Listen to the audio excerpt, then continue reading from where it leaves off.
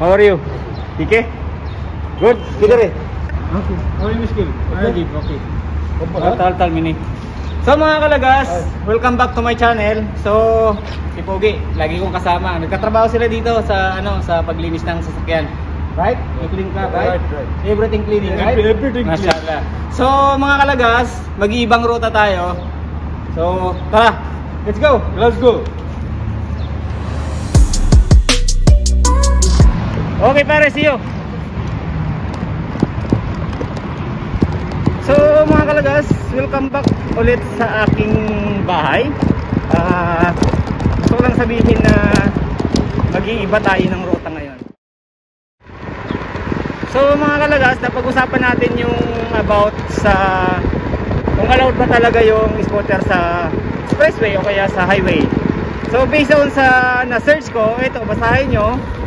Kung nakikita nyo yung yellow line na yan, yun ang sabi doon na pwede ka mag-ride kahit saan basta hindi ka lalabas diyan sa yellow line na yan. Yun ang pagkakaintindi ko doon sa nabasa ko regarding sa law, traffic law. Or otherwise, pwede ka, kung wala namang yellow lane, pwede ka, otherwise wait lang, otherwise, kung wala namang yellow lane, pwede ka naman mag-drive sa sidewalk. Pwede ka naman magmaneho sa sidewalk using your bike o kaya scooter. So ito yung dinadaanan ko lagi before nang papunta sa Mall of Oman o kaya Oman Mall. Ito yung lagi yung dinadaanan kasi mas malapit siya dito sa papasukan ko sa may Grand Mosque. Walang sasakyan doon. So kaya dito ako dumadaan dati.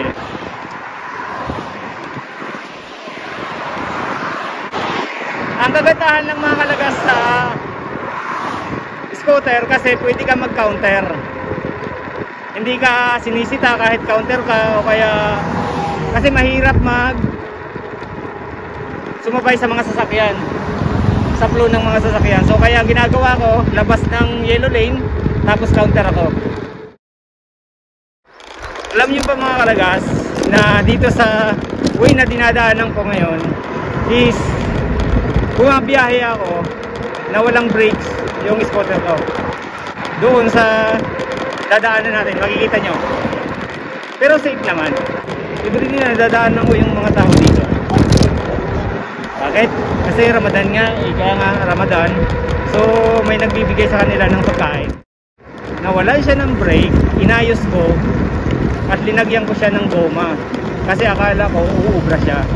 Pero nung tumatakbo na ako at pinipisil ko yung brake, napudpud yung goma na yon. Yung goma na linagay ko is yung interior ng bike, interior ng gulong ng bicycle. Kaya nung pinipisil ko yung brake, unti-unti siya napupudpud.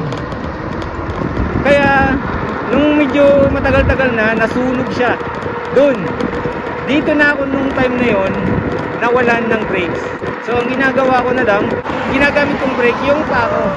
Mga kalagas, gusto ko lang ipakita sa inyo, kung kakaliwa kayo dyan is papuntang Bosher tsaka Mall of Oman, dyan ako dumadaan. Pero yung diretso na yan, doon sa may simbahan na yan, doon yung expressway, doon ako dumadaan sa ngayon. So tara.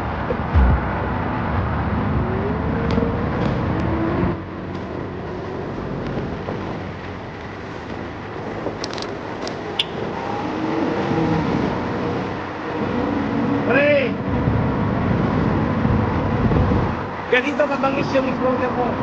Pero alam niyo ba, kahit expressway dito, kahit isipin nyo na iniisip nyo na danger, bakit kasi expressway nga, pero mas safety dito. Bakit ko nasabi? Kasi ang luwag ng tinatakbuhan na pwede kong takbuhan dito. Kasi yan dito yung yellow lane. Almost 2 meters. Kung dati, yung tinatakbo ko sa pag dumadaan ako ng Alquer sa Rawasco, paggabi, ang tinatakbo, kahit sa umaga, ang tinatakbo ko is 45 minutes o 45 minutes to 50 minutes galing sa bahay papunta ng trabaho. Pero dito naman, halos nawala yung 10 minutes na biyahe ko. So, maganda dito kasi nakakapagharurot. Swabe yung takbo mo rito.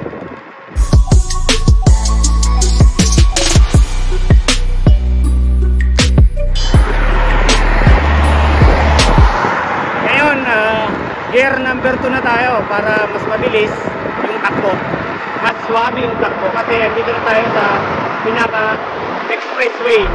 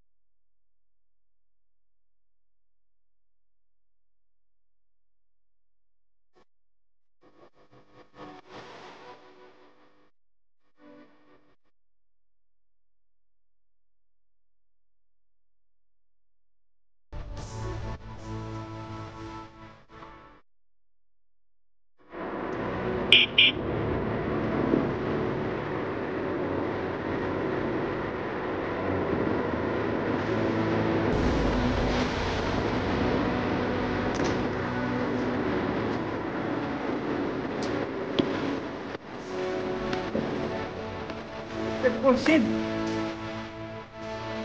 So mga kalagas, I just arrived with Mr. Kusid. Naabutan ko siya dyan sa baba. So andito na kami sa trabaho. Mga kalagas, anong masasabi nyo sa video natin ngayon? I-comment lang sa baba. Mr. Kusid. Wow, very handsome guy. See you in my next video mga kalagas.